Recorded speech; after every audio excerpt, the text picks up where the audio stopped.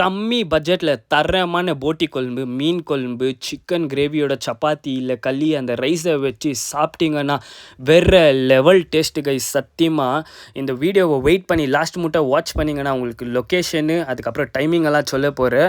And மறக்காமல் ஒரு follow ஒரு லைக் கொண்டு கொடுத்துருங்க. இந்த கடை பேர் வந்து கில் கல்லுன்ட்டு எங்கள் மாமாவோட கடை தான் இது. அண்ட் இது எங்கே லொக்கேட் ஆகிக்குதுனாக்கா நம்ம ஓல்ட் மெட்ராஸ் ரோட்டில் தான்.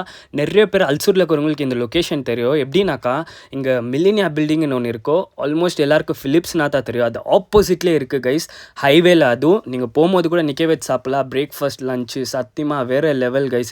அந்த சூடாக பஜ்ஜியோ இல்லை கவாபோ ஃபிஷ் ஃப்ரையோ சாக்கா தான் இருந்துச்சு கைஸ். அண்ட் பிரியாணி சொல்லவே வார்த்தையே இல்லை. அண்ட் ஒயிட் ரைஸ் கூட இருக்குது. சத்தியமாக இங்கே ஒரே ஒரு டிஷ்ஷு பயங்கர ஃபேமஸ் என்னன்னாக்கா இந்த கீரை குழம்புன்னு சொல்கிறாங்க கைஸ். வீடியோவில் காமிக்கிற பாருங்கள்.